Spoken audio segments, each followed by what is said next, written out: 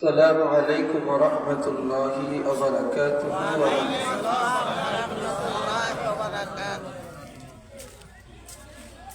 আলহামদুলিল্লাহ, আপনারা ভালো আছেন সবাই? আপনারা একটু কাছাকাছি আসলে ভালো হয়। সবাই একটু গোলগাল হয়ে বসলে কাছে আসলে সুন্দর দেখা যায়। আসেন, সবাই একটু কাছে আসেন।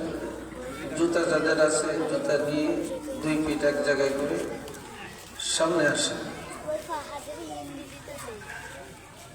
আসেন, সবাই আসেন, একদম ফাঁক রাখবেন না, খুব বেশি ফাঁক। আপনারা আগে যান, আগে যান।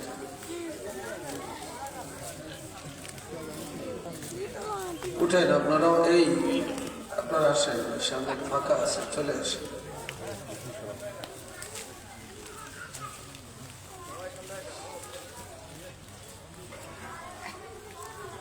আলহামদুলিল্লাহ, আলহামদুলিল্লাহি রাব্বিল আলামিন,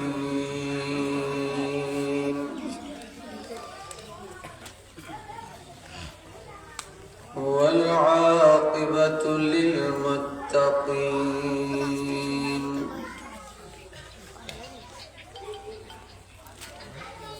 والصلاة والسلام على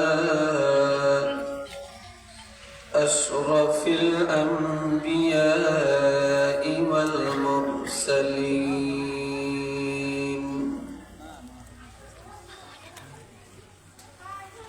وعلى آله وأصحابه وذرياته وأهل بيته أجمعين.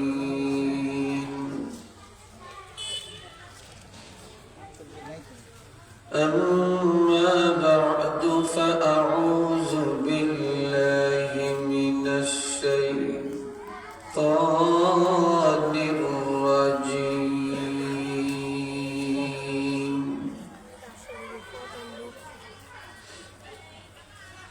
بسم الله الرحمن الرحيم.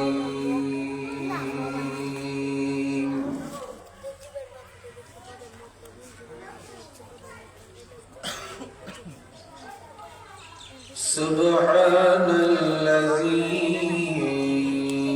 أسرى بعبده ليلا من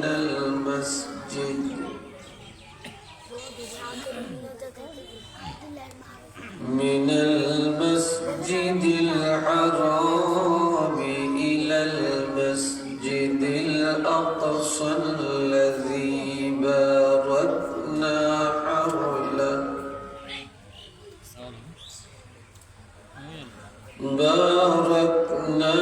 حوله لنريه من آياتنا، إنه هو السميع البصير.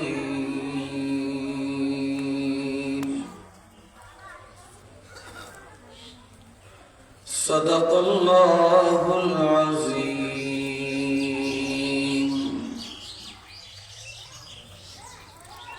وصدق رسوله النبي الكريم،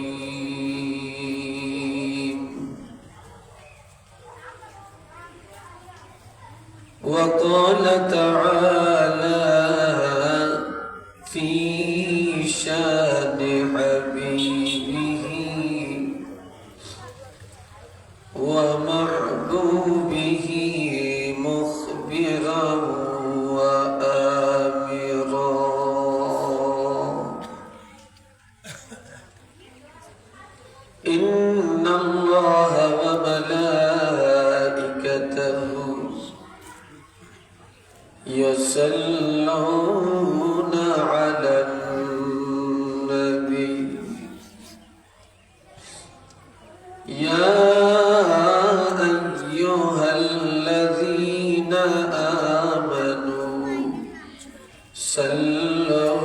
عليه وسلموا تسليما صلى الله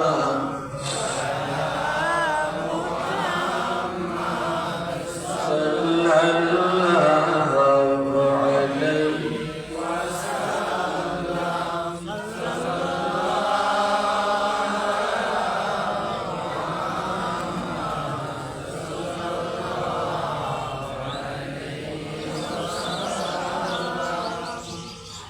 আরেকটু মহব্বতে আওয়াজ দিয়ে সবাই পড়ুন। দুরূদ শরীফ তেলাওয়াতের মধ্যে বখিলি করা ঠিক না। সব কাজে বখিলি করলেও দুরূদ পাঠের মধ্যে বখিলি করা যাবে না। দুরূদ শরীফ যত বেশি পড়বেন, মহব্বতে পড়বেন, তত বেশি আল্লাহ মহব্বত করবেন। তো সবাই বলুন সাল্লাল্লাহু মুহাম্মদ সাল্লাল্লাহু আলাইহি সাল্লাল্লাহু আলা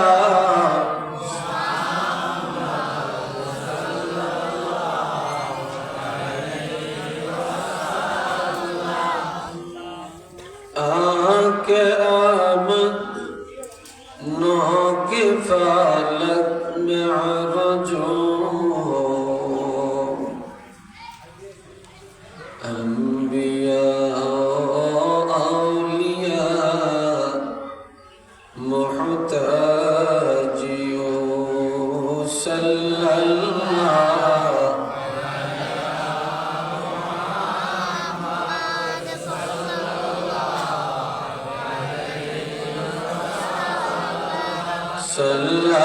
सल्लल्लाहु अला सल्लल्लाहु अलैहि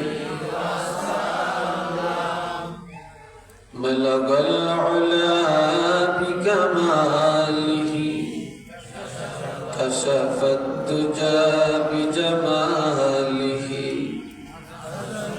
हसनत जमीअ खिसालिही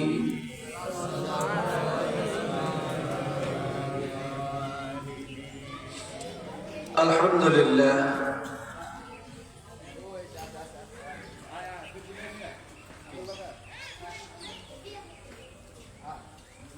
पुरपुरा शरीफेर पीरे कामिल मुजद्दिद ज़मान शाह सूफी अलहाज हज़रत मौलाना मोहम्मद अबू बकर सिद्दीकी अल कुरैशी रहमतुल्लाह अलैहिर सुजुग खलीफा पीरे कामिल अलहाज हज़रत मौलाना शाह सूफी मोहम्मद यासीन रहमतुल्लाह अलैहि और पीरे कामिल अलहाज सूफी मोहम्मद खलीलुर रहमान रहमतुल्लाह अलैहि प्रतिष्ठित ঐতিহ্যবাহী ইসলামপুর দরবার শরীফে ৮২তম বার্ষিক ইসালে সওয়াব মাহফিলে আজকে দ্বিতীয় দিন, শেষ দিন, সমাপনী দিন। এই ২ দিনের ইসালে সওয়াব মাহফিলের সম্মানিত প্রধান অতিথি পুরপুরা শরীফের পীরে কামিল শাহ সুফি আলহাজ হযরত মাওলানা মোহাম্মদ আব্দুল্লাহিল মারুফ সিদ্দিকী আল কুরাইশি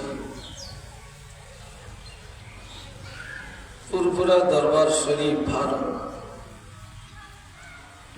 সম্মানিত সভাপতি আলহাজ এম বাহাউদ্দিন সাহেব, সম্পাদক দৈনিক ইনকিলাব ও সভাপতি বাংলাদেশ জমিয়তুল মুদাররিসিন, সম্মানিত हजरत उलमाए किराम, खुलाफाए आज़म, मुरब्बियाने किराम, যুবক ভাইরা, আমার সহপাঠী, আমার অন্তরঙ্গ বন্ধু ভাইরা, আমার ছাত্র জীবনের, চলার জীবনের সহপাঠী অনেকে এখানে আছেন। আসুন আমরা সবাই মহব্বতে উচ্চ আওয়াজে বলি আলহামদুলিল্লাহ।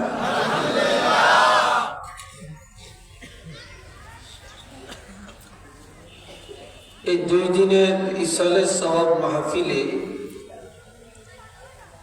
আজকে শেষ দিনে এই জুমার নামাজের পরের এই গুরুত্বপূর্ণ সময়টা অনেকেই হেলেয়া খেলেয়া কাটায়, গল্প গুজবে কাটায়, হাটে বাজারে কাটায়। কিন্তু আল্লাহ পাক আমাদের এই জীবনের মূল্যবান এই সময়টা আল্লাহ এবং রাসূলের মহব্বতে, ওলি আল্লাহদের রুহানিয়াতের প্রত্যাশা নিয়ে এখানে বসার তৌফিক দিয়েছেন। কিছু বলার এবং শোনার যোগ্যতা দিয়েছেন। এজন্য আমরা উচ্চ কণ্ঠে আরেকটা বার বলবো আলহামদুলিল্লাহ।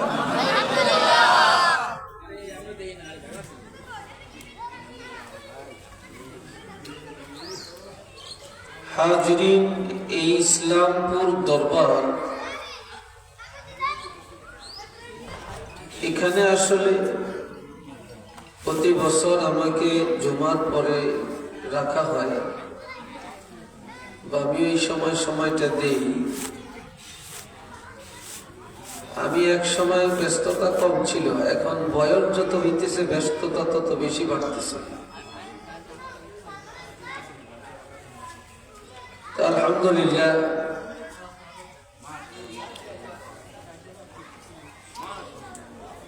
এই মহলে আমি তো আলোচনা করার জন্য উপযুক্ত মনে করি না। এটা হলো আমি এখন আত্মীয় হয়েছি, কিন্তু আসলে প্রকৃতপক্ষে আমি কিন্তু এখানকার ছাত্র। এটা হলো আমার দোয়া দেওয়ার জায়গা। তো আলহামদুলিল্লাহ, সে সুবাদে এই দোয়ার উদ্দেশ্যেই আপনাদের সামনে বসা, 2-4টি কথা বলা। কালকেও আপনারা ওয়াজ শুনছেন, আজকেও রাত 12টা, 1টা, 2টা পর্যন্ত আলোচনা শুনবেন। অনেক মাহের যোগ্য ওলামায়ে কেরামরা আসবেন, আন্তর্জাতিক মানের আলেম আসবেন, প্রাণ ভরে আলোচনা শুনবেন। আর আমার আলোচনাটা হলো আপনাদের মাঝে সময় কাটানো। দুনিয়াতে আমি আপনারা কতটুকু জানেন জানি না, আর কতটুকু করছেন তাও জানি না। বাংলাদেশের বহু জায়গায় তো আল্লাহ সফর করার তৌফিক দিয়েছে। এখন আস্তে আস্তে দেখা যায় ভণ্ড দরবারগুলি, ভণ্ড কিছু দরবার আছে না, এই ভণ্ড দরবারগুলো কিছু ভণ্ডদের আসা যাওয়ায় খুব চাঙ্গা হইতেছে। আর হক দরবারগুলি আস্তে আস্তে আস্তে আস্তে যেন মানুষের মনের থেকে দূরে সরে যাইতেছে।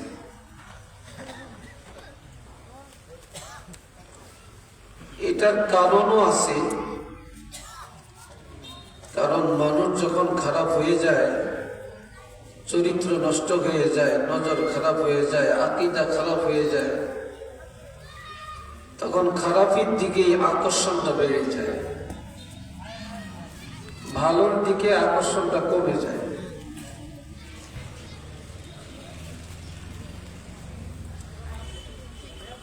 আর দুনিয়াতে নিজরে কেউ খারাপ বলে না, সবাই নিজকে ভালো বলে। আমরা বলি ভণ্ড, এরা মনে করে এরা হক, ঠিক না?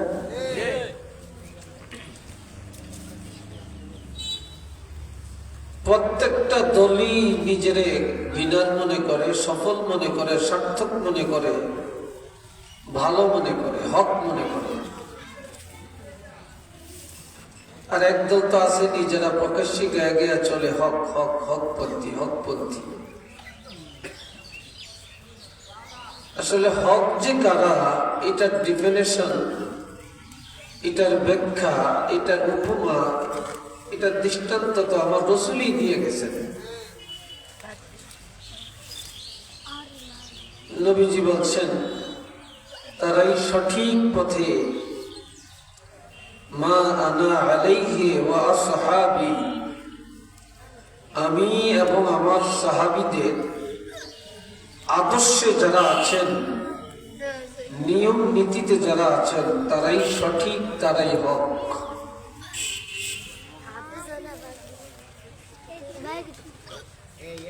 দুনিয়াতে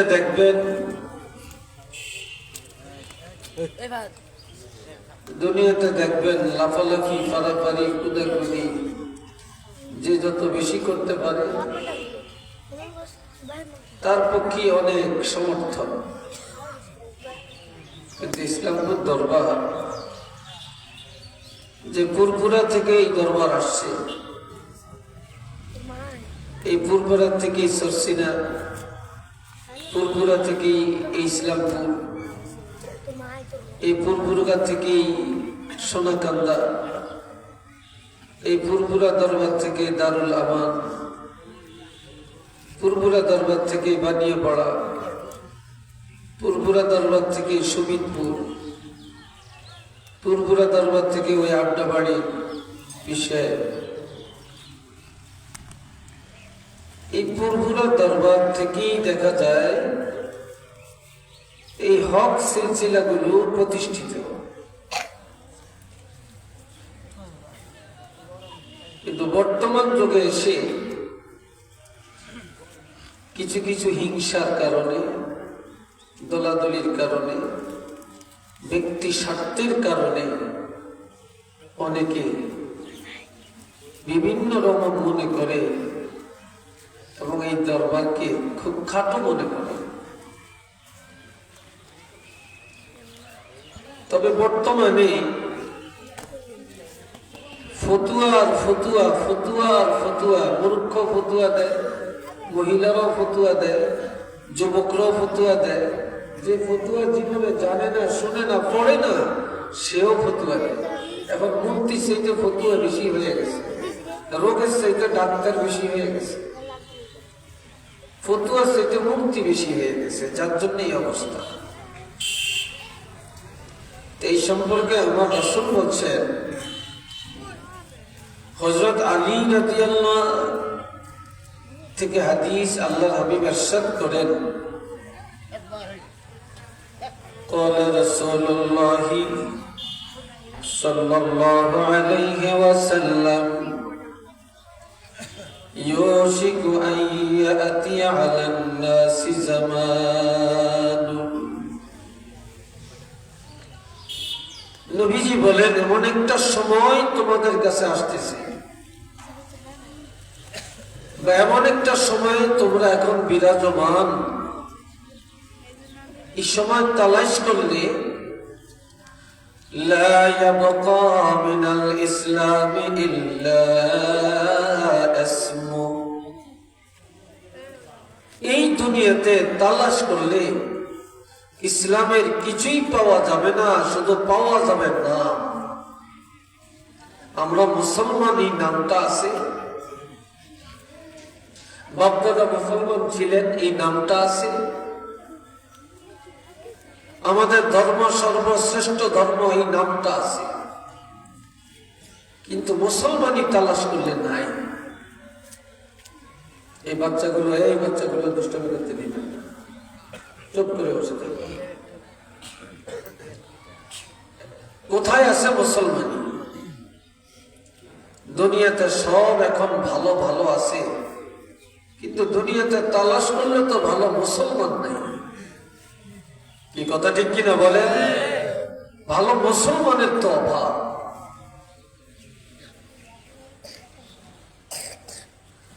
কথায় নাই, খাওয়ায় নাই, বসায় নাই, চলায় নাই, উঠা বসায় নাই, ঘুম নিদ্রায় নাই, বিবাহ শাদীতে নাই, ব্যবসা বাণিজ্য নাই, রাজনীতির ময়দানে নাই, সমাজনীতিতে নাই, অর্থনীতিতে নাই।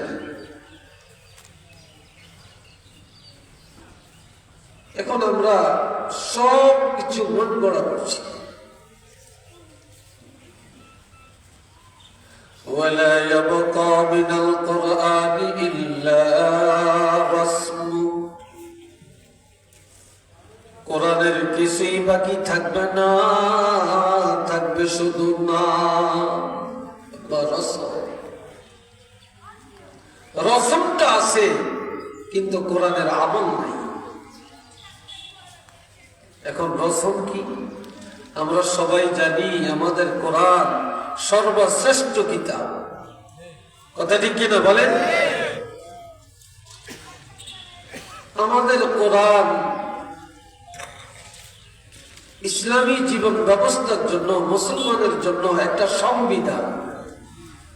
এটা সবাই জানি। আমরা জানি আমাদের কোরআন আল্লাহর কালাম, আল্লাহর কথা। আমাদের কোরআনে সব আছে। নামাজ আছে, রোজা আছে, হজ আছে, যাকাত আছে, পর্দার হুকুম আছে, হালালের হুকুম আছে। সুদ খাওয়া যাবে না, ঘুষ খাওয়া যাবে না, মিথ্যা বলা যাবে না, মুনাফিকি করা যাবে না, জিনা করা যাবে না, চুরি করা যাবে না, মদ খাওয়া যাবে না। আমাদের কোরআনে আছে, শুধু আছে আছে। আর কোরআন সংবিধান, কোরআন শ্রেষ্ঠ কিতাব, শুধু এটাই আছে। আর কোরআন আমরা ইজ্জত করি, শুধু জুমা খাই। এই রসমটি আছে, কিন্তু কোরআনের প্রকৃত আমল মুসলমানের মধ্যে তালাশ করলে নাই। কোরআনের আমল তালাশ করলে নাই। مساجدهم عامرة وهي كراب من الهدى। আমার দিকে চান আপনারা, আরেক দিকে চাবেন না। সগর বগর করিয়া কি শুনবেন আপনি? সগর বগর করিয়া এদিক সেদিক তাকাবেন না, আমার দিকে চাবেন, স্টেজের দিকে তাকিয়ে থাকবেন। দুনিয়াতে বর্তমানে মসজিদগুলি সব অট্টালিকা, ঠিক না? রাজপ্রাসাদের। আরো 20 বছর আগেও এত চমৎকার মসজিদ ছিল না। কত দাড়ির মধ্যে দাঁড়িয়ে নামাজ পড়ছে, কত চেরাক জ্বালাইছে, কত লাল পিঁপড়া কামড় খাইছে, ঠিক না? এখন মসজিদ তো হাই ফাই।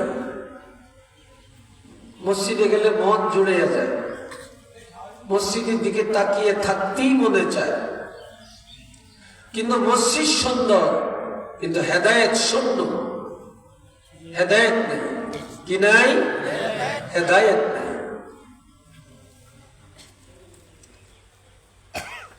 আমার ভাইরা,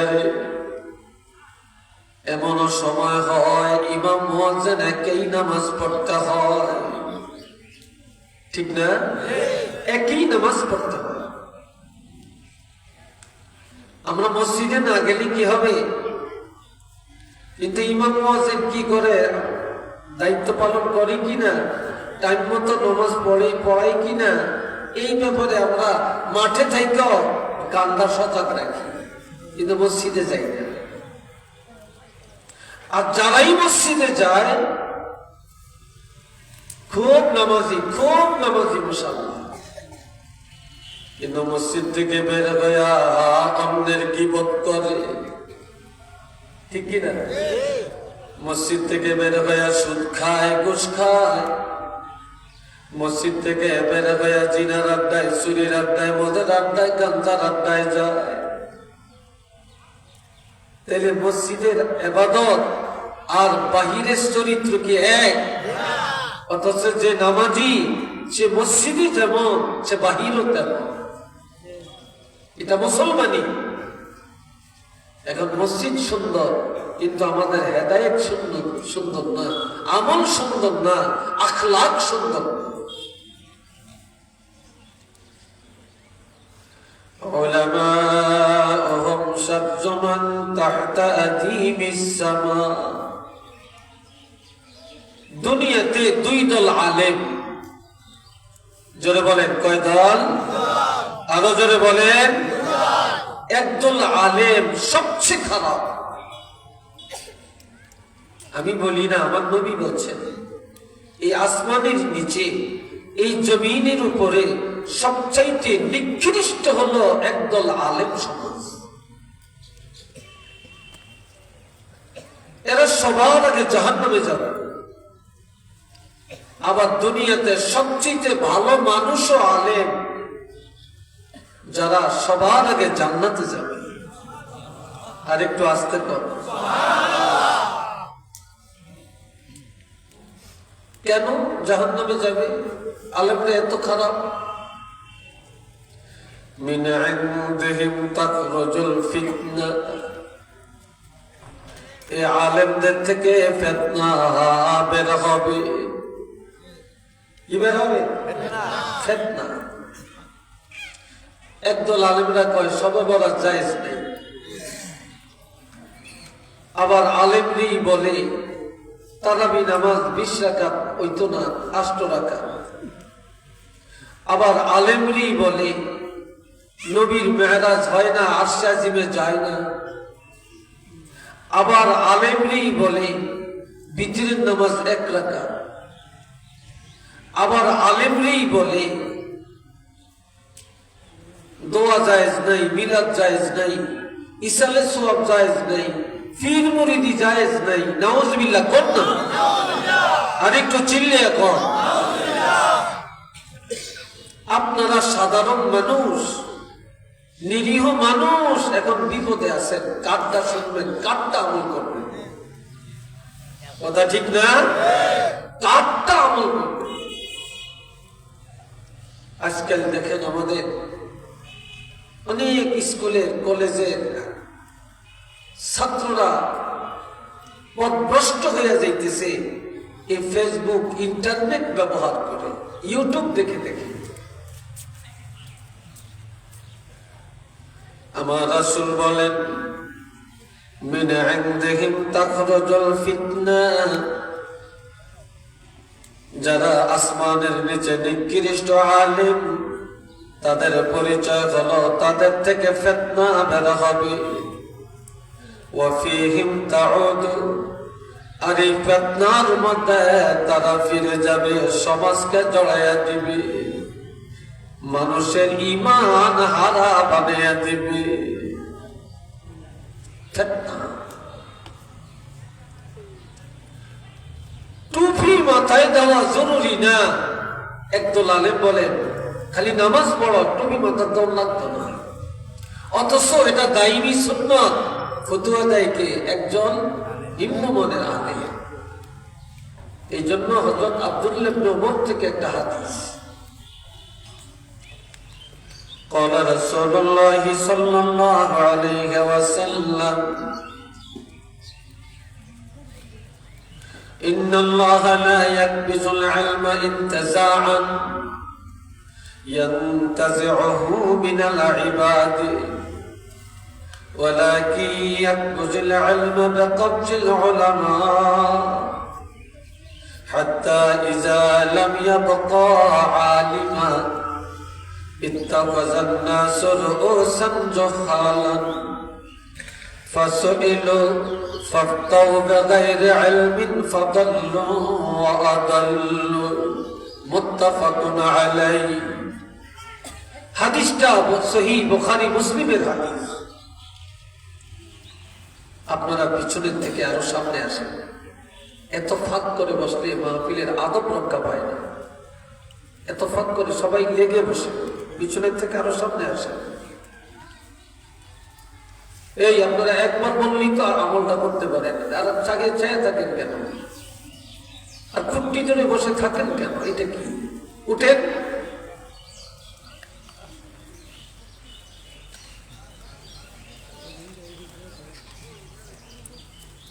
এই লেগে বসে, কাছাকাছি হয়ে বসে, সুন্দর দেখা যাবে। আল্লাহর হাবিব ইরশাদ করেন, এমন একটা সময় আসবে মানুষের অন্তর থেকে টানিয়ে টানিয়ে আইলেম আমার আল্লাহ বের করে দিবেন না। আল্লাহ মানুষের অন্তর থেকে এলেম কি উঠে নিবেন না? দুনিয়াতে দেখেন এলেম তো আস্তে আস্তে উঠে যাইতেছে, ঠিক না? যেই মানের আলেম চলে যায়, এই মানের আলেম কি আর আপনারা পাইছেন? একটু জোরে বলেন, পাইছেন? শাহ সাহেব হুজুর কেবলার মতো, আল্লামা সুফি সাহেব রহমতুল্লাহের মতো আরেকজন কি তৈরি করছেন? হইছে? ফুরফুরের আবু বকর সিদ্দিক রহমতুল্লাহের মতো কি আরেকজন হইছে? সসিনার আল্লামা নেসারউদ্দিন, আল্লামা আবু জাফর সালে আরেকজন কি হইছে?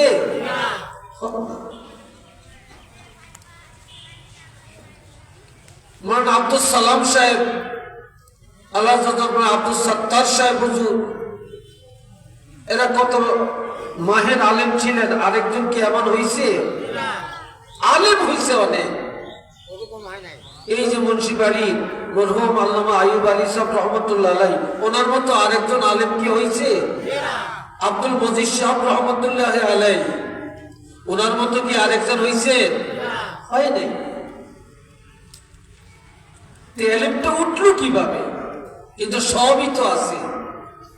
আলেম তো এখন আগের চিন্তা অনেক অনেক বেশি। কিন্তু আমার নবী বলেন, আল্লাহ পাক মানুষের অন্তর থেকে এলেম উঠাইয়া নিবে না। তবে কিভাবে এলেম উঠাইয়া নিবেন? ولكن يقبض العلم بقبض العلماء। আল্লাহ বড় বড় আলেমদেরকে আগে আগে উঠাইয়া নিয়ে যাবেন। এই আলেমদেরকে কবজা করার মাধ্যমে এলেম উঠে যাবে। এই আলেমদের মাধ্যমে আলেম চলে যাবে। এই যাইতে যাইতে যাইতে যাইতে যাইতে যাইতে শেষ পর্যন্ত আর কোনো ভালো আলেম থাকবে না।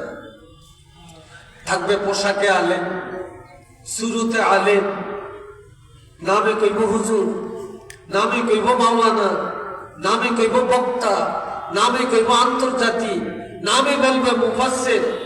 আসলে একটা সিগা বলার ক্ষমতা থাকবে না, একটা মাসালা দেওয়ার ক্ষমতা থাকবে না, কিন্তু নামে আছে।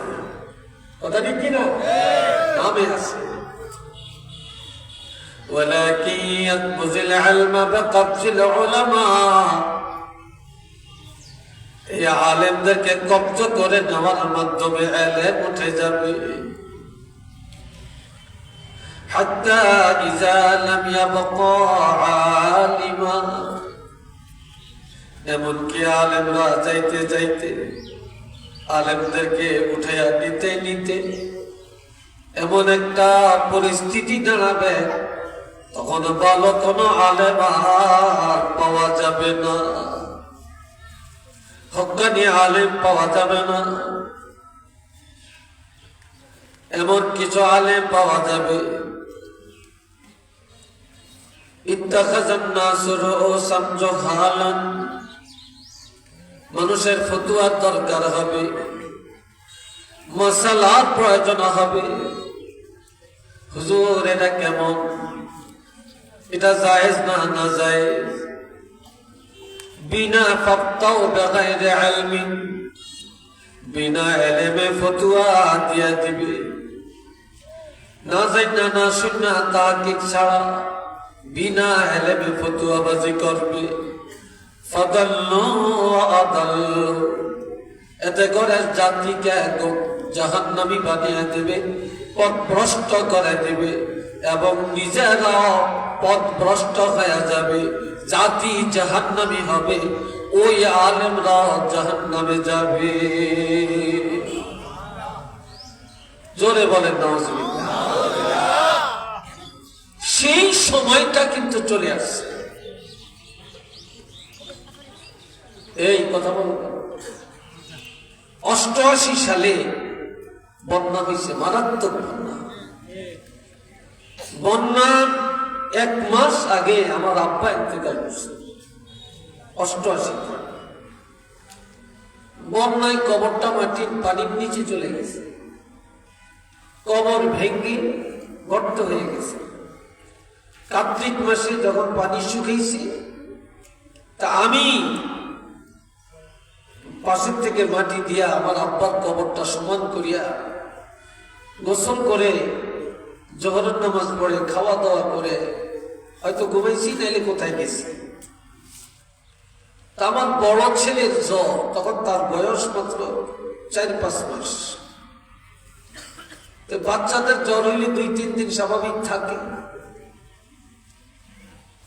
বাড়ির পাশের এক মহিলা আইসা আমার আম্মার কোলে, মা ছিলেন তখন, আমার আম্মা নাতিরে কোলে নিয়ে বসে আছে। বাচ্চারা জ্বর হইলে খায় না, মুখটা শুকিয়ে যায়, ঠোঁটগুলি শুকিয়ে যায়। তো বলে, চাচিজি এই আপনার নাতিরে এমন দেখা যায় কেন? তো ওরা যে 3-4 দিন জ্বর, ও কিচ্ছু খাইতে চায় না।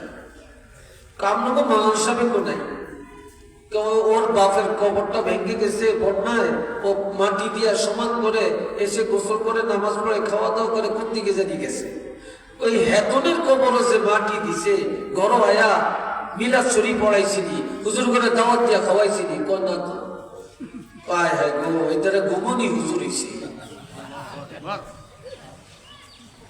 ঘুমনি হুজুর হইছে। তারা জানে না যে মুরব্বী গো কবর মাটি দিয়া ঘর আয়া দোয়া না ফলাইলে বলাইলে রসদ ভালো হয়। ডিসিনে আগুন লাগে, মা তো আরে বুড়া মানুষ, সরল মানুষ, নাতির অবস্থা। আমি বাড়িতে এসে আমার দামি দিয়ে ব্যাপার কি এত গরম, কোথাও তোর আব্বার কবরে মাটি দিয়া সমান করিয়া ঘর আয়া দোয়া ফলাইছ, এগুলো কি হয়েছে? আমার ভাই কি হয়েছে? এই জাতীয় ফতুয়া, মহিলাগত ফতুয়ার অভাব নাই। আর এরকম মুখস্থ ফতুয়া এখন নামদারি আলেমরাও দিতে ভুল করে না। এই কথাটি কিনা বলেন? মাযহাবের বিরুদ্ধে চলছে কি চলে না? মাযহাবের বিরুদ্ধে মাযহাব জায়েজ নেই।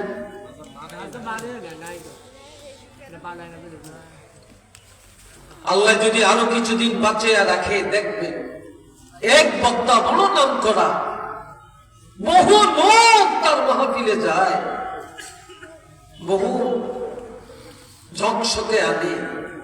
একদিন আমি দেখতেছি যে বলতেছে, আল্লাহ হেদায়েত করুক, দোয়া করি, বুঝ দান করুক। ওই নবী তো মেহরাজে যায় না, আরশে আজিমে যায় না, আর আরশে আজিমে গেছে, এটা সহিহ হাদিসে তো নাই, এটা দুর্বল হাদিসও নাই। আর একটু জোরে কন্যা নাউজুবিল্লাহ।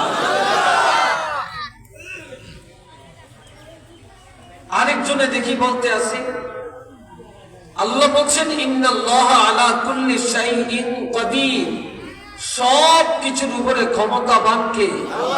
ক্ষমতা রাখেন কে? আল্লাহর ক্ষমতার বাহিরে কিছু আছে? চলার ক্ষমতা আছে? একজনে দেখি বলতে আছে মানুষের সামনে যে আল্লাহ সর্বশক্তিমান, এই কথা বলা ঠিক না। আচ্ছা আপনারা বলেন ঈমান আছে না গেছে? আর এই কথা যারা বিশ্বাস করবে, এই আলেমের ওয়াজ শুনে, তাদের ঈমান কি থাকবে? জোরে বলেন থাকবে? কখনো থাকবে। পীর হলে, মুরিদ করালে, এটা কি শিরক না জায়েজ? জোরে বলেন, আরো জোরে বলেন। কারা কারা মনে করেন পীর মুরিদি জায়েজ, একটু হাত তুলে দেখাতে পারবেন? একটু তাকবীর, নারে রিসালাত, ফুরফুরা দরবার শরীফ, ইসলামপুর দরবার শরীফ। পীর সাহেবেরা কি ওনারা কি খোদাই দাবি করছে নাকি? একটু নওয়াজুবিল্লাহ জোরে কোন। ওনারা তাসাউফের সবক দেন, সুন্নতের তরিকা বাতিয়ে দেন, কোন রাস্তায় গেলে আল্লাহকে পাবেন, কোন রাস্তায় গেলে নবীকে পাবেন, সুন্নতের আমল কিভাবে করবেন, এটাই তো বলে নাকি? ওনারা কি নিজেরা কোন তরিকা বানাইছেন নাকি? তরিকা তো আমার নবী। বলে তরিকা কার? আমার নবী। আর এই তরিকতের বিরুদ্ধে, এই তাসাউফের বিরুদ্ধে এখন ষড়যন্ত্র চলছে, চলছে না? চলছে। ভাইরা রে আমার প্রাণের নবী রহমাতুল আলামিন এই মাসে মেরাজ করেছেন। গত গেলটা গেছে, গত রাত্রটা গেছে, তার নির্দিষ্ট একটা তারিখ, ঠিক কিনা? এই নবীর পুরা মেরাজটাই তো তাসাউফের অন্তর্ভুক্ত, পুরা মেরাজটাই তাসাউফের অন্তর্ভুক্ত। এটা চিল্লি এখন আলহামদুলিল্লাহ। নবীর মেরাজের দফা হলো 17টা। জোরে বলে কয়টা? 17টা। কিন্তু 17 দফার মধ্যে 3টা মূল কারণ, আর এই 3টার মধ্যে 17 দফা। এই 3টা মূল কারণ, আর কোন কোন কিতাবে লেখছে 4টা কারণ। এই 4টা কারণে আল্লাহ রাসূলের জন্য আল্লাহ মেরাজের ব্যবস্থা করলেন।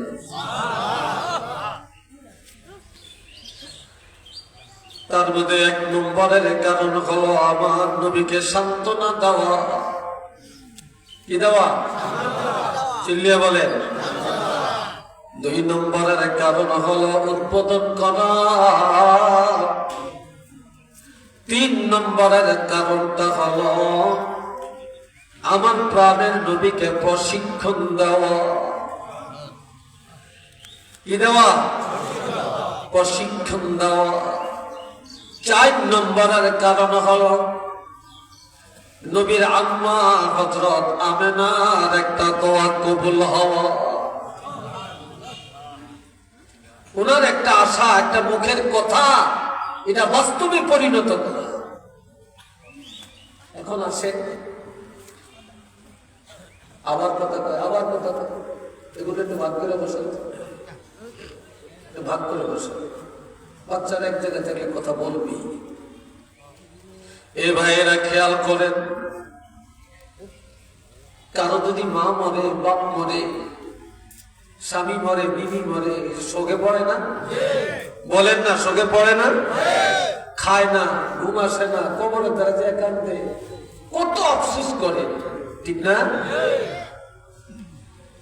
নবুয়তের 10ম বৎসরে হলো নবীর মেরাজ।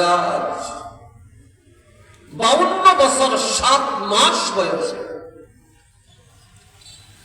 আমার নবীজি নবুয়তের 10ম বৎসরে নবী 2টা নিয়ামত হারালেন। আমার নবীজি আব্বাকে দেখেন না, নবীজি শিশুকালে মা হারালেন। আমার প্রাণের নবী রহমাতুল আলামিন দাদার কোলে লালিত পালিত। 8 বছরে দাদা মারা যায়।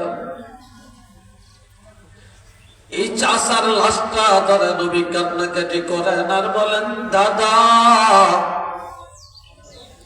আমি মুহাম্মদের কার হাতে রেখে যা। এমন সময় নবীর চাচা আবু তালেব এসে টাক দিয়ে আমার নবীর কোলে জড়াইয়া দেন। সারাদিন কোলে রাখেন, গাড়ে রাখেন, আদর সোহাগ করেন।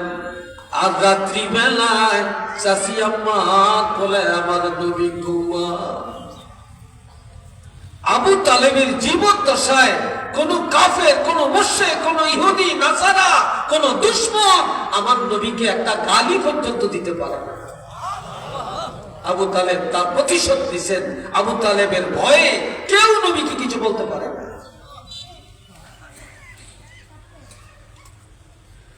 ওই নবীর চাচা আবু তালেব ইন্তেকাল করে, চাচাকে হারায়া কান্নার সাগরে ভাসে। এর কিছুদিন পর নবীর জীবন সঙ্গিনী হযরত খাদিজাতুল কুবরা রাদিয়াল্লাহু তাআলা আনহা ইন্তেকাল করে। খাদিজার ইন্তেকালে নবী কান্নায় ভেঙে পড়ে। যে খাদিজাকে রাসূল এত মায়া করছেন যে খাদিজাতুল কুবরার জীবদ্দশায় নবী আরেকটা বিবাহ করেন নাই। জোরে বলেন করছেন? করেন। এই খাদিজা কি করছেন নবীর জন্য? একদিন মক্কার কাফিররা বলে, মুহাম্মদের পায়ের নিচে মাটি নেই, পকেটে 1 টাকা নাই, একবেলা খানার ব্যবস্থা ঘরে নাই, হেতে আবার রাষ্ট্রপ্রধান, হেতে আবার শ্রেষ্ঠ নবী, এটা কি মেনে নেওয়া যায়? নাউজুবিল্লাহ বলতেন না? আর একটু চিল্লিয়া বলতেন না? কথাটা হযরত খাদিজার কানে আসছে। হযরত খাদিজাতুল কুবরা রাদিয়াল্লাহু কোটি কোটি টাকার মালিক, ধনাঢ্য পরিবারের কন্যা, নবীর ডাক দিয়ে বলি, ইয়া রাসূলুল্লাহ, আমার টাকা পয়সা কার জন্য রাখবো? আপনাকে মানুষ এই কথা বলে আমি সহ্য করতে পারি না। তবে আমি আমার জীবনের সব উপার্জন, সব সম্পদ আমি আপনার নামে কাগজ করে দিলাম, রেজিস্ট্রি করে দিয়ে দিলাম, লিখিত ভাবে সব দিয়ে দিলেন। ইসলামের জন্য, ইসলামকে সুপ্রতিষ্ঠিত করার জন্য, আল্লাহর জমিনে এই দ্বীন ইসলামকে বাস্তবে রূপ দেওয়ার জন্য আমি আমার সমুদয় অর্থ আপনার নামে কোরবানি দিলাম। এইবার একটা চিঠি লেখছে, ওই চিঠির মধ্যে কাফেরের নেতা চিঠি লেখে, ও কাফেরেরা, তোমরা যদি পায়ের নিচে মাটি নাই এই কথা বলতে চাও, এখন থেকে আমি খাদিজাকে বলতে পারবো। আর বিশ্বের মধ্যে যদি শ্রেষ্ঠ ধনী মহাধনী দেখতে চাও, তাহলে এখন থেকে রহমাতুল লিল আলামিন আল্লাহর হাবিবের শ্রেষ্ঠ ধনী মনে করো। তো জোরে বলেন আল্লাহু আকবার। আমার নবী কি গরিব না ধনী? জোরে বলেন। কিন্তু গরিবী জীবন যাপনটা নবী পছন্দ করতেন, পছন্দ করতেন। যে খাদিজারে এত মায়া করতেন, দিনের পর দিন, সপ্তাহের পর সপ্তাহ চলে যাইত, হযরত খাদিজার ঘরে খানা তৈরি হতো না। নবীজি হযরত আয়েশা সিদ্দিকাকে বিয়ে করলেন। আয়েশা সিদ্দিকা আমার নবীর জন্য এত চমৎকার, এত ভালো খাবারের আয়োজন করছেন, নবীজির সামনে দিচ্ছেন। নবী খানাগুলো সামনে দেখে দেখে চক্ষু মোবারকের পানি ঢেলে বিনয়ে বিনয়ে কাঁদেন। নবী খান না, শুধু কাঁদেন, শুধু কাঁদেন। হযরত আয়েশা বলে, ইয়া রাসূলুল্লাহ, এত কষ্ট করে আমি আপনার জন্য খানা তৈরি করলাম,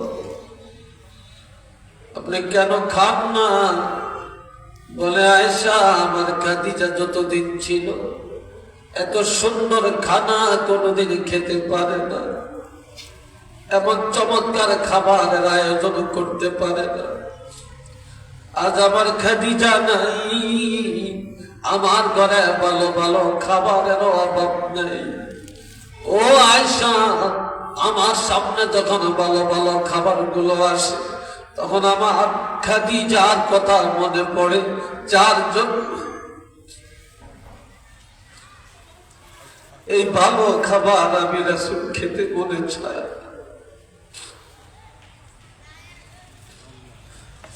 আল্লাহর হাবিব ভালো ভালো খাবার গুলা কাগজে পোর্টা বাঁধে, ঘুমটা বেঁধে নিজে খাওয়ার আগে আগে হযরত খাদিজা রাদিয়াল্লাহু তাআলা আনহার আত্মীয় কোথায় আছে ওই আত্মীয়ের বাড়িতে যাইতে যায়া যায়া আত্মীয়কে খাওয়াতে খাদিজা নাই, খাদিজা আত্মীয় স্বজনের খাওয়াইয়া এরপরে আমার প্রাণের নবী ভালো খাবার গুলো খাইতেন। খাদিজার আত্মীয়কে না খাওয়াইয়া নবী কোনদিন খাবার খান না। একটু চিল্লিয়া বলেন সুবহানাল্লাহ।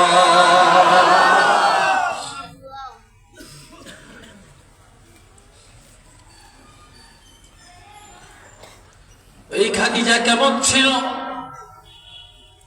নবীজি গভীর রাতে যখন ডাক্তার খাদিজা লাব্বাইকা ওয়া সাদাইকা ইয়া রাসূলুল্লাহ, তুমি ঘুমাও না?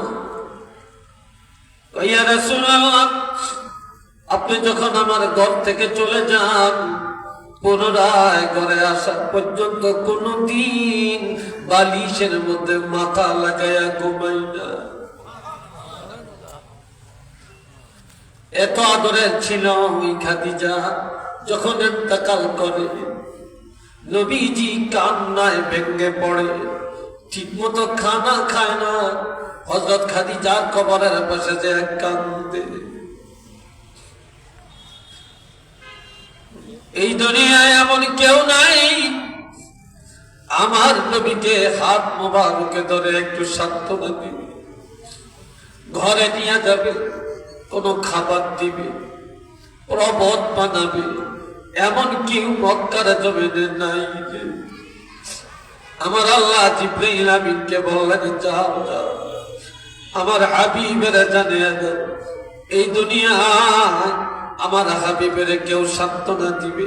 আমি আল্লাহ এটা চাই না, চাই না। আর আমার বন্ধুর জন্য এটা প্রযোজ্য হবে না। আমার বন্ধুকে আরশে আজিমের দাওয়াতটা দিয়ে আসো, মেরাজের দাওয়াতটা দিয়ে আসো। আমার হাবিবে যা দেওয়া, যত সান্ত্বনা দেওয়া, প্রবত মানানে আমি আল্লাহ আমার বাড়িতে আরশে আজিমের মধ্যে আনিয়া সকল সান্ত্বনার ব্যবস্থা আমি আল্লাহ নিজেই করব। আরেকটু জোরে বলেন সুবহানাল্লাহ।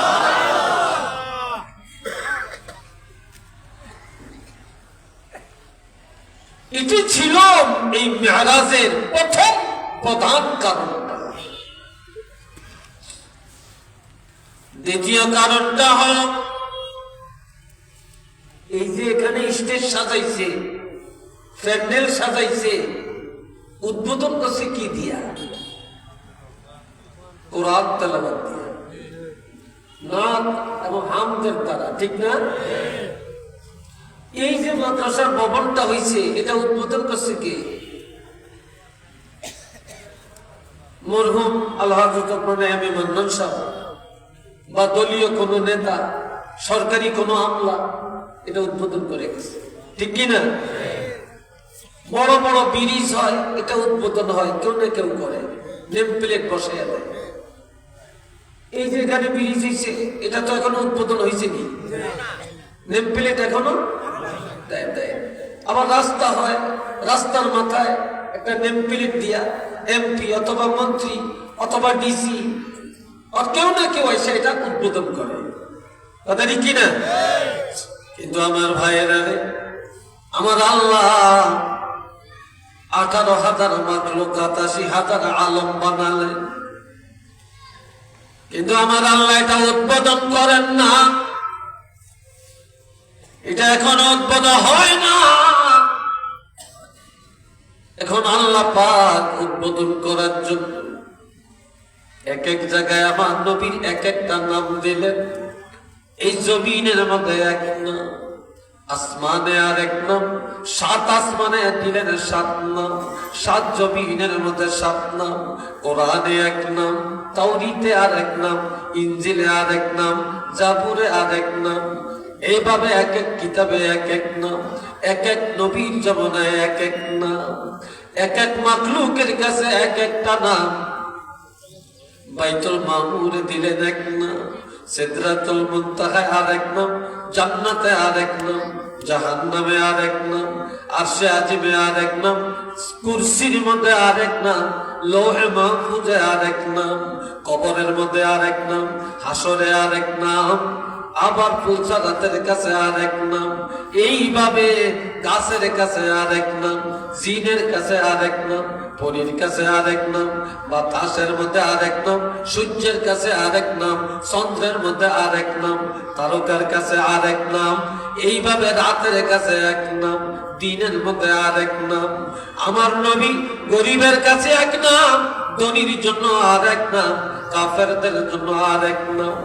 আমার প্রাণের নবীজি এক একটা সেক্টরের নবীর এক একটা নাম আমার আল্লাহ বসায়া দিয়া এই মেরাজের আয়োজন করে। এই মেরাজের রাত আল্লাহ পাকের সকল সৃষ্টি জগৎ উদ্বোধন করে দিলেন। আরেকটু জোরে বলেন আল্লাহু আকবার।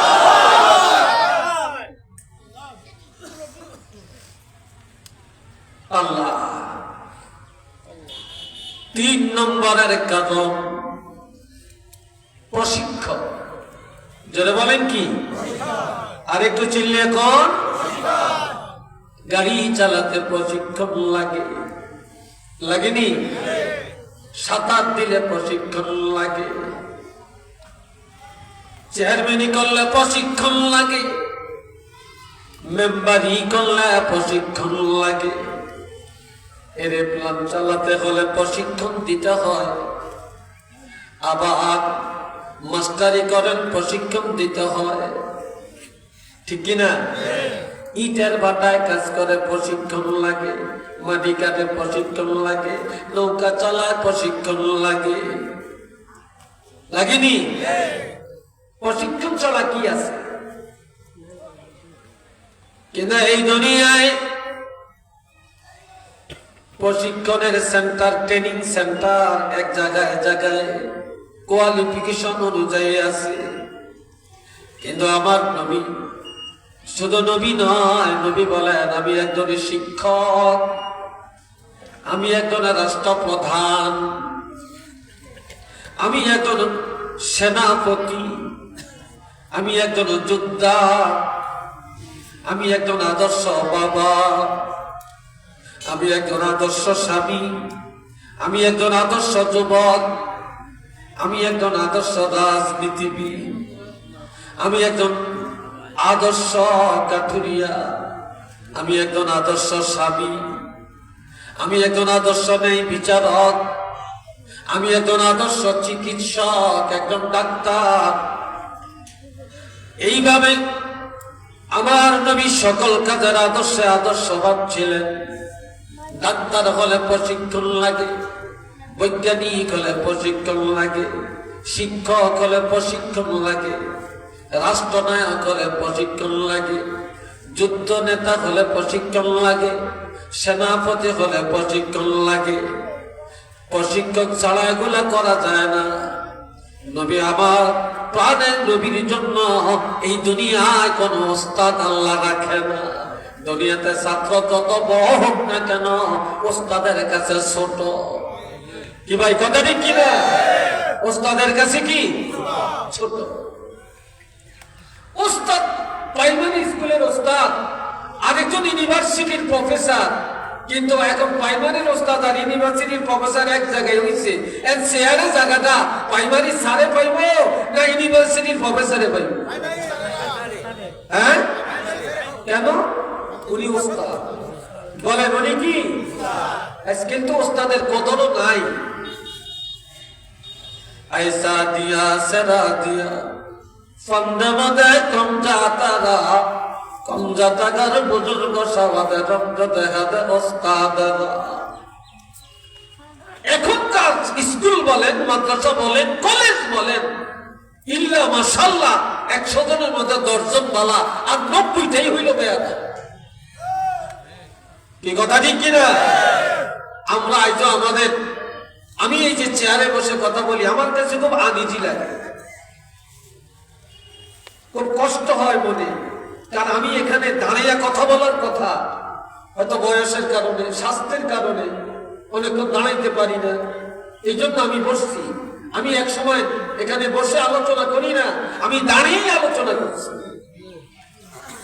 আমাদের দুই একজন ওস্তাদ এখনো বেঁচে আছেন, আমরা আজও ওস্তাদকে দেখলে সম্মান করি, ইজ্জত করি। আর এখনকার ছাত্ররা হারে আর হুজুরে স্যাগের বিদ্যুৎ দিয়া, এটা 2 রানের মাইজগান দিয়া কুন্ডা ঢুকিয়ে দিব, সাইকেল ঢুকিয়ে দিব, হুজুরে সারেরে বাদ করিয়া লে। এই কথা ঠিক কিনা বলে? হ্যাঁ, ইজ্জত কোথায় আছে? আমরা সামনে দিয়ে যাইতেছি, শিক্ষকরা যায় হিসিতে হলাই নে বেইফিদে ঠস ঠস ঠস ঠস করে বেইফিদে, হুজুর হরে হরে হরে। এটি কি ছাত্র?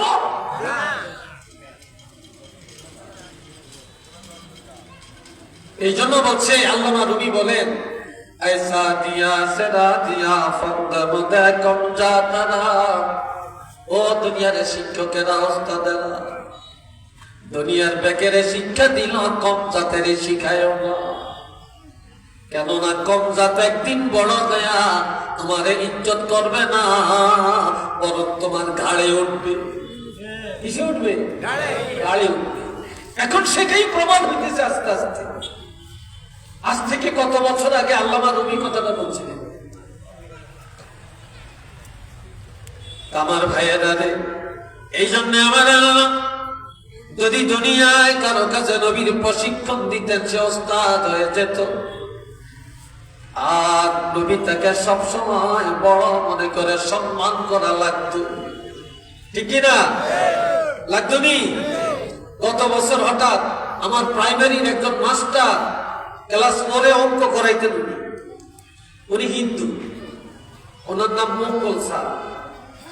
আমাদের দেবপুরে আমি মাদ্রাসায় যাব, সিএনজির জন্য দাঁড়িয়ে রয়েছি। হঠাৎ করে একটা সিএনজি এসে আমার পাশে দাঁড়াইলো। আমাকে ভিতরের থেকে আওয়াজ দিয়ে বলতেছে, নেশা নেশা, তুমি কি নেশা? উনি বুড়ো হয়ে গেছে, আমি ভাবছি মরে গেছে, উনি নাই। অন্যজনকে দেখি ওই হিন্দু মঙ্গল স্যার। মঙ্গল স্যারকে দেখে এখন আমি বললাম, স্যার আপনি ভালো আছেন? আমি তো ভাবছি আপনি নাই। কয় না, আমি তো অনেকদিন পরে তোমারে দেখলাম, তারপরে তোমারে আমি চিনতে পারছি। তুমি নেশার আমল না? বললাম জি জি। আমি তাৎক্ষণিক কি করবো, ওস্তাদ দেখা হয়েছে। ওস্তাদ ওই মৌলবী বাড়ির লগে যে হিন্দু বাড়ি মঙ্গল মাস্টার, ওই বাড়ির ছিল, আমাদের এলাকার মাস্টারই করতো প্রাইমারিতে। তো উনি, আমি কি করবো, আমার কাছে 500 টাকা ছিল তাৎক্ষণিক। আমি টাকাটা ভাঙাইয়া 200 টাকা নিজের পথ খরচ রেখে আর 300 টাকা হাতে দিয়া বললাম, না স্যার আপনি কিছু খাইয়েন। তাহলে আমার ওস্তাদ হওয়ার কারণেই তো এই সম্মানটা করতে হয়েছে। কি বলেন, কথা ঠিক কিনা? এটা কি নাজায়েজ হইল? হ্যাঁ। কিন্তু আমার নবী যদি এই দুনিয়ায় কারো কাছে পড়তেন, আজকাল এই কথার মধ্যে একদল আলেমরা ফেতনা লাগায়, বলে নবী মূর্খ, নবী লেখাপড়া জানে না, নবী অশিক্ষিত, একটু নাউজুবিল্লাহ বলেন। অর্থাৎ নবী উম্মি বলতে দুনিয়ার কারো কাছে নবীর আল্লাহ শিখায় না। নবী যা শিক্ষা দিয়েছেন, যা শিখেছেন, আল্লাহ নিজের হাতে, আল্লাহ নিজের ক্ষমতায় নবীর সব এলেম দান করেছেন। নবীর ওস্তাদ কে? জোরে বলেন কে? এই দুনিয়ার সব মানুষের ওস্তাদ কে? না, সব আলেমের ওস্তাদ আমার নবী, আর আমার নবীর ওস্তাদ আল্লাহ। জোরে বলেন নবীর ওস্তাদ। আর সব পীর মাশায়েখ আলেম ওলামা ওলি আব্দুল গাউস কুতুব যত আছে, প্রত্যেকের ওস্তাদ হলেন নবী। এই কথা ঠিক না? ওস্তাদ হলেন নবী। এই জন্য আরশে আজিমের মধ্যে নিয়া আল্লাহ পাক আমার নবীকে সব শিক্ষা দিলেন। রাষ্ট্র কেমনে চালাবেন, রাজনীতি কেমনে করবেন। আমরা তো রাজনীতির বিপক্ষে না। আমরা কি রাজনীতির বিপক্ষে? আমরা কি রাজনীতি করি না? যার ভোট আছে সেই রাজনীতি করে। তবে আমরা ওই ফালতু রাজনীতি করি না, আমরা নবীর রাজনীতি করতে চাই। যারা বলেন আমরা কার রাজনীতি করতে চাই, যারা বলেন একটু হাত তুলে দেখা। আমরা ফালতু রাজনীতি,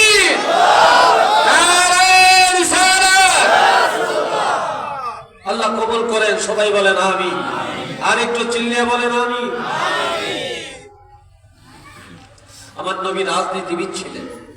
আজ তো হলো হিংসার রাজনীতি, আজ হলো দল ভারী করার রাজনীতি, আজ হলো আরেকজনকে ঘায়েল করার রাজনীতি, আজ হলো একটা ভালো সংগঠনকে ধ্বংস করার রাজনীতি, আজ হলো বাপে ছেলের বিরুদ্ধে রাজনীতি, আজকে রাজনীতি হলো বাপ সন্তানের বিরুদ্ধে রাজনীতি, বর্তমানে রাজনীতি হলো অনেক উলামায়ে কেরামের বিরুদ্ধে, ইসলামী সংগঠনের বিরুদ্ধে রাজনীতি। এই কথা ঠিক কিনা? আমার রাসূলের রাজনীতি আমরা চাই। আল্লাহ রাসূলকে রাজনীতি আল্লাহ শিক্ষা দিয়েছেন। সবাই বলেন আলহামদুলিল্লাহ। আরেকটু জোরে কোন আলহামদুলিল্লাহ। এই ভাইরা আমার, এই জন্য আমার নবীর জন্য আরশে আজিমটা হলো ট্রেনিং সেন্টার। কথা বুঝে আসছে? আরশে আজিমটা নবীর জন্য ট্রেনিং সেন্টার। আরেকটা আছে, এই প্রশিক্ষণ দেওয়ার জন্যই আল্লাহ পাক রাসূলকে দাওয়াত দিয়া আরশে আজিমের মধ্যে দিলেন। আরেকটা কি জানেন? আল্লাহ আমার প্রাণের নবী রহমাতুল লিল আলামিনের জন্ম আর অন্যান্য নবীদের জন্ম, নবীর আগমন অন্য নবীদের আগমন এক না, এক না। কি বলেন এক? জোরে বলেন এক, আরো জোরে বলেন এক। এক না তো। মহিলারা এক জায়গায় বসলে এই জন্য হিজনের কথা কয়, এটা জিগায়, এটা জিগায়, ওটা জিগায়, কত লোকের কথা জিগায় না? জিজ্ঞাসা করেনি? একদিন মহিলারা কয়, আমি না তোমারও এক সন্তান, আমাদেরও সন্তান আছে। তো এই আলাপ আলোচনা করতে যে জিজ্ঞাসা করে যে তোমার সন্তান যে জন্ম নিছে, আমাদের সন্তান গর্ভে আসলে তো আমরা কষ্টে সহ্য করতে পারি না, আমাকে খানা পিনা হয় না, ঘুম নিদ্রা হয় না, তোমার কিরকম কষ্ট হয়েছে? হযরত আমিনা বলেন, না না, তোমাদের সন্তান আর আমার সন্তান এক না। আমার কলিজার টুকরা রহমাতুল লিল আলামিন যখন আমার গর্ভে আসে, তখন আমি টের পাই না, শরীর বাড়ে কমে না, কোনদিন অনুভব করা যায় না। তবে আমি জানলাম কিভাবে? তোমরা জানো কেমনে? আমার কলিজার টুকরা যখন আমার মধ্যে স্থান লাভ করে, এক এক মাসে এক একজন পয়গম্বর, 9 মাসে 9 জন পয়গম্বর আসিয়া আমি আমেনারে সুসংবাদ জানায়া দেয়। জোরে কর মারহাবা। এক এক মাসে এক একজন পয়গম্বর। তাই এবার হাল চুক্কা, এই খেয়াল করেন হাল চুক্কা কি কি বলো আমেনা? হ্যাঁ, তার কিছু শুনবা? একটু বলেন, একটু বলেন। ঠিক আছে, শোনো। তোমাদের সন্তান যখন গর্ভে আসে, রাত্রি বেলায় যখন তোমরা ঘুমে যাইতা, তখন কি হইতো বলো? কি হইতো? রাত্রে ঘুমে যাইতাম, অনেক সময় রাত্রে ঘুমের থেকে ওইটা বসে থাকতাম, ঘুম যেতে পারতাম না, যন্ত্রণায়। কার আমার কলিজার টুকরা রহমাতুল লিল আলামিন যখন আমার মধ্যে স্থান লাভ করে, রাতের বেলায় যখন আমি ঘুমাতে যাই, আমি দেখতে পাই আমার ঘরের ছাদটা 2 দিকে চলে গেছে, আর আমার ঘর বিছানা থেকে আসমান পর্যন্ত আলোকিত হয়ে যায়। সুবহানাল্লাহ, ভালো হয় না? আরো জোরে, আর একটু শুনবানি? বলে শুনো, আমার কলিজার টুকরা রহমাতুল লিল আলামিন যখন আমার মধ্যে স্থান লাভ করে, তখন আমি যেই রাস্তা দিয়ে যাই, ওই রাস্তা, ওই এলাকা সুগ্রামে ভরপুর হয়ে যায়। কি হয়ে যায়? সুগ্রামে, আতরে, মেশক আম্বরে ভরপুর হয়ে যায়। সুবহানাল্লাহ, জোরে কোন। এমনকি আমেনার পাশে দিয়েও যদি কেউ হাইটা গেছে, তাকে পর্যন্ত সুগ্রাম, তার কাছে গেল সুগ্রাম পাওয়া গেছে। হযরত আমেনা স্বামী নাই, স্বামী না থাকলে ভালো পোশাক, ভালো খুশবু টুসবু লাগার ঠিক না, তবে একে গেলে আমেনা সমালোচনা করে। আব্দুল মুত্তালিবের কাছে বিচার দিছে। কি দিছে? বিচার দিছে। বিচার দিছে যে আপনার ছেলের বড় একটু জিজ্ঞাসা করেন। কি করেন? একটু জিজ্ঞাসা করেন সে এটা করে কেন। জিজ্ঞাসা করছে এটা আমার না, এটা আমার না, আমার মধ্যে যেটা আছে এটা তার গ্রাণ, এটা তো আমার না, এটা তো আমার কলিজার টুকরা, আমার নয়নের মণি, আমার গর্বের সন্তান, তার সুগ্রাণ। একটু কর্ণ সুবহানাল্লাহ।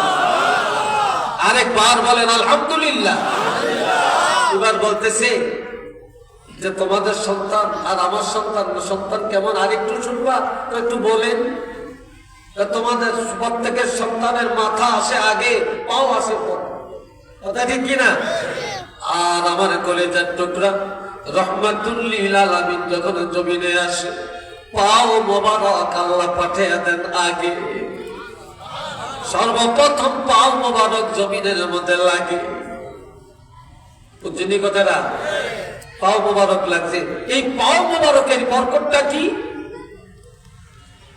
আল্লাহ কয় শুধু আজুদাস রাহমাতাল লিল আলামিন, শুধু আজুদাস রাহমাতাল লিল আলামিন, মসজিদানু শুধু হামারু আযমিন। নবীরা নামাজ পড়তেন দুই জায়গায়, নবীদের ঘর আর মসজিদ। আগের নবীদের উম্মতেরা নামাজ পড়ছেন এক জায়গায়, শুধু মসজিদ, 200 মাইল দূরে, 500 মাইল দূরে মসজিদ, এক জায়গায়। আর নবীরা দুই জায়গায়। কিন্তু আমার ভাইয়েরা রে, আমাদের জন্য মসজিদ আছে। মসজিদে নামাজ পড়লে 500 রাকাতের সওয়াব, মদিনায় পড়েন 50,000 গুণ সওয়াব, এক হাদিসে আছে 1000 গুণ সওয়াব। আবার মক্কা শরীফ পড়েন 1,00,000 গুণ বেশি সওয়াব, বাইতুল মুকাদ্দাসে পড়েন 50,000 গুণ, আর এক হাদিসে আছে 25,000 গুণ বেশি সওয়াব। এই ছাড়া নবী দুনিয়াতে আসার সাথে সাথে, নবীর কদম মোবারক এই জমিনে লাগার সাথে সাথে আল্লাহ পাক নবী উম্মতের জন্য কিয়ামত পর্যন্ত সারাটা পৃথিবী মসজিদ ঘোষণা দিলেন। মসজিদ এখন এই জায়গায়ও নামাজ পড়লে হবে, এটা মসজিদে আম। যেই নবীর ছেলে মসজিদ, এই নবীকে आके आमदनों के फालक में आवाजो, आके आमदनों के फालक में आवाजो, अंबिया औलिया मुहताजियो। আমার নবী 7 আসমান ভ্রমণ করলেন, সিদরাতুল মুনতাহা ভ্রমণ করলেন, সেখান থেকে আসে আজিমে গেলেন। এই 9টা পালাত, 9টা আকাশ, 9টা স্টেশন বড় বড় ভ্রমণ করলেন। যে নবী আসছে আজিমে যায়া আমার আল্লাহর সাথে দিদার করলেন। এই নবী কেমন? আজ যত নবী দুনিয়াতে আল্লাহ পাঠাইছেন, সব নবীরা আমাদের নবীর কাছে ঠেকা, সব ওলি আল্লাহ নবীর কাছে ঠেকা, সকল আলেম ওলামা নবীর কাছে ঠেকা, সকল নেতা খাতা নবীর কাছে ঠেকা, সারা জগৎ আমার নবীর কাছে ঠেকা। আল্লাহে আল্লাহর কসম করে বললাম, আমার নবী এই জগতে কারো কাছে ঠেকা নাই। কি বলেন? ঠেকা আছে? নবী কারো কাছে ঠেকা আছে? নবীর কাছে আমরা ঠেকা আছি কিনা? এরপরে বললেন আর কিছু শুনবা? কয় বলেন। কয় তোমাদের সন্তান দুনিয়াতে আসার পর কি করে?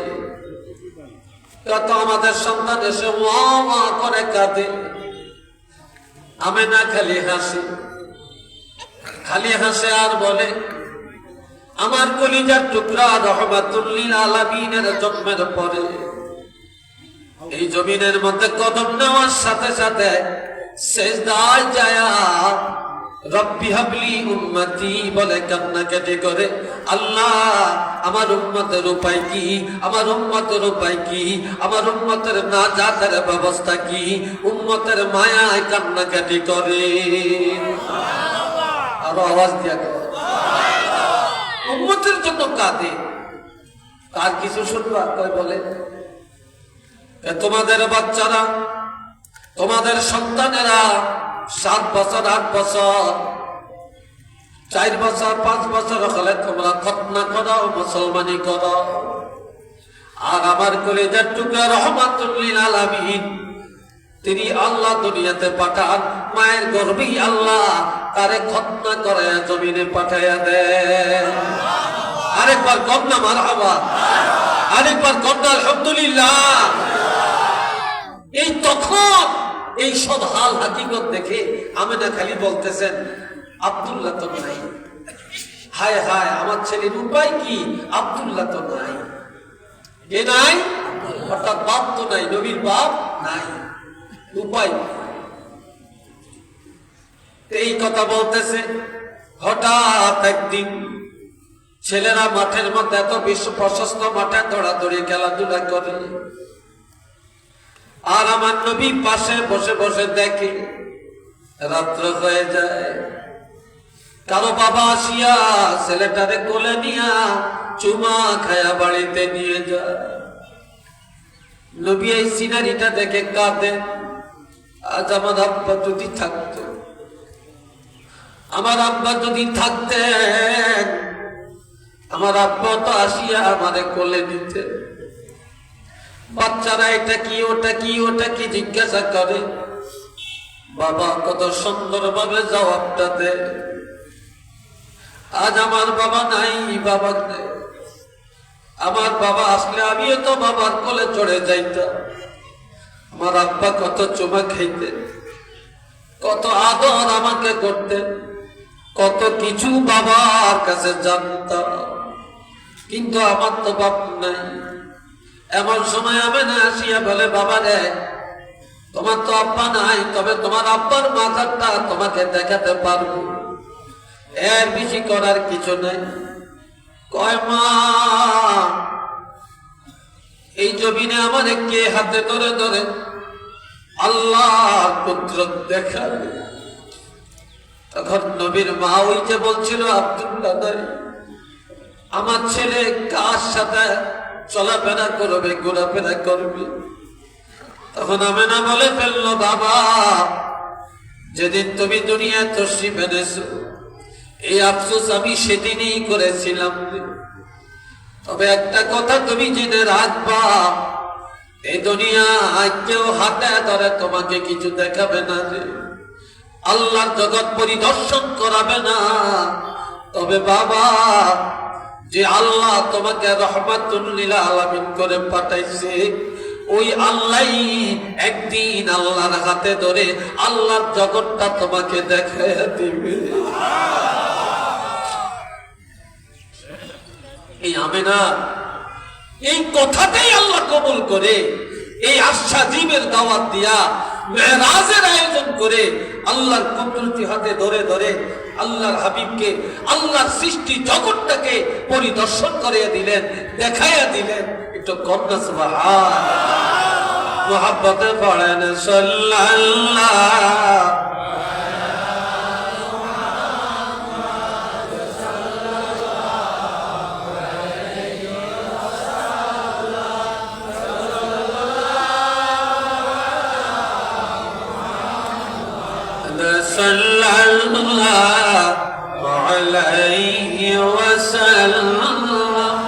সবাই একবার বলেন আলহামদুলিল্লাহ, আরেকটু জোরে সরে বলেন আলহামদুলিল্লাহ।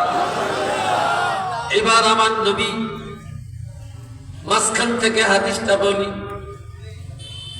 রাসূলুল্লাহ সাল্লাল্লাহু আলাইহি ওয়াসাল্লাম নিমতু ফারাআইতুনি, আমি ঘুমন্ত অবস্থায় ছিলাম, ফারাআইতুনি আমাকে দেখে আমি দেখলাম, ওয়া ফারাআইতু আমি দেখতে পেলাম, আমি দেখতে পেলাম, দাখালতু জান্নাহ জান্নাতে ঢুকছি। কোথায় ঢুকছি? কথা কয় নাই, আরো জোরে কর। আমি জান্নাতে ঢুকলাম। আরেক রাওয়াতে আছে আমার নবী মেরাজে গেলেন, জান্নাতে গেলেন, জাহান্নাম দেখলেন। নবী বলেন দাখালতু জান্নাত, আমি জান্নাতে প্রবেশ করলাম। ফাসামি'তু ফিহা কিরাআতান, আমি জান্নাতে যাই, আমি শুনতে পেলাম কোরআন তেলাওয়াতের আওয়াজ শোনা যায়। আরো আস্তে কর, আরো জোরে। জান্নাতে কি শোনা যায়? কোরআন তেলাওয়াতের আওয়াজ শোনা যায়। আমি জান্নাতে ঢুকলাম। ফাকুলতু মান হিয়া, কে? নবী বলেন আমি জিজ্ঞাসা করলাম কার? মান হুয়া, কার? কে আর কোরআন তেলাওয়াত? ক্বালু হারিসাতু ইবনুন নু'মান, হারিসাতু ইবনুন নু'মান। জিবরাইল আমিন সঙ্গে সাথে আরো ফেরেশতারা বলে ইয়া রাসূলুল্লাহ, এ হলো নু'মানের বেটা হারিসা, কোরআন তেলাওয়াতের আওয়াজ। নবীজি বললেন সে এখনো মারা যায় না, এখনো ইন্তেকাল করে না, কিভাবে জান্নাতে আসলো কোরআন তেলাওয়াত করছে? জিবরাইল আমিন কয় ইয়া রাসূলুল্লাহ, ওয়া কানা আবাদুন নাস বিউম্মিহি, এই হারিসা দুনিয়ায় তার পিতা মাতার সেবা করে, তবে তার মধ্যে সবচেয়ে বেশি তার মায়ের সাথে সৎ আচরণ করে, মার মনটা সব সময় রাজি খুশি রাখে। ওই মায়ের খেদমতের কারণে আল্লাহ পাক মওতের আগে আগে এই হারিসাকে জান্নাতে কোরআন তেলাওয়াতের লিস্টির মধ্যে আল্লাহ পাক তার নামটা উঠাইয়া দিছে। নবীজি মেরাজ থেকে আসলেন। মেরাজ থেকে আসার পর নবীজি মেরাজের ঘটনা বর্ণনা করেন। এমন সময় হারিসা সামনে দিয়ে হেলে দুলে যায়। নবী মজাক করে বললেন এ হারিসা, তুমি জান্নাত থেকে কখন আসছো? একটু মারহাবা কর না রে ভাই। সব সাহাবীরা আচানক হয়ে গেল, এটা কি বলে? সে এখনো মারা যায় না, সে জান্নাতে গেল, আবার নবী বলে জান্নাত থেকে কখন আসছো? তখন নবী বললেন কাযালিকুমুল বির, কাযালিকুমুল বির, কাযালিকুমুল বির। সৎ কাজের পুরস্কার আল্লাহ এভাবেই দিয়ে থাকেন, সৎ কাজের পুরস্কার এমনি ভাবেই দিয়ে থাকেন। সালাসা মাররাত, তিনবার বললেন। এরপরে বললেন ও সাহাবীরা শুনে রাখো, এই হারিসা দুনিয়ায় ওয়া কানা আবাদুন নাস বিউম্মিহি, সবচেয়ে বেশি তারা মায়ের সেবা করে, যার কারণে মায়ের দোয়ায় আল্লাহ পাক তার সম্মান জান্নাতে কোরআন তেলাওয়াত পর্যন্ত বাড়াইয়া দিছে। আজকে তো সেই মা আর বাপের খবর আমরা রাখি না, কথা ঠিক না? কত মা কান্দে হারে, কত বাপ কান্দে, আর কত মারে দাসী বানায়, চাকরানি বানায়, মিথ্যাবাদী বানায়, আর নিজের বউরে, 2 দিনের বউরে, বউর কথারে সত্য, বউ সত্য কথা বলে, বউটা হাসা মারটা মিশা, মাই হইল মিথ্যাবাদী, বাবাই হইল মিথ্যাবাদী, আর বউ হইল সত্যবাদী। এইরকম সন্তান দুনিয়াতে আইজ অহরহ ঘরে ঘরে বাড়ি বাড়ি আছে কি নাই? জোরে বলেন আছে কি নাই?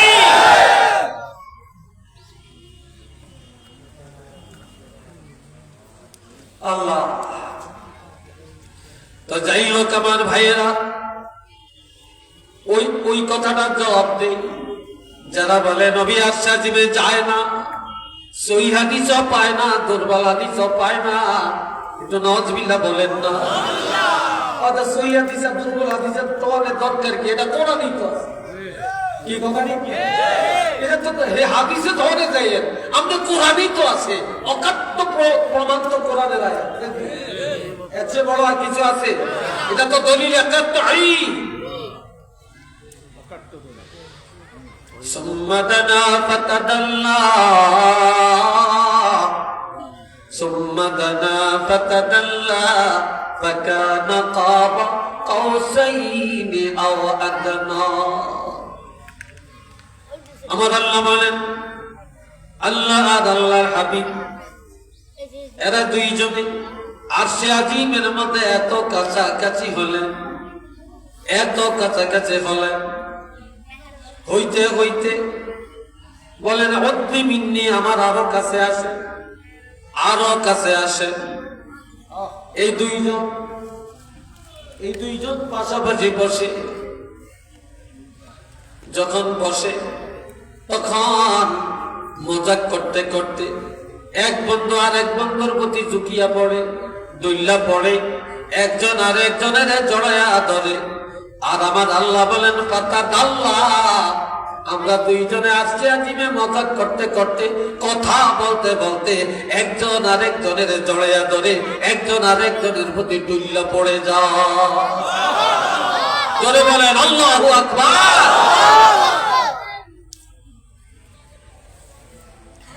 এত কাছাকাছি হলেন।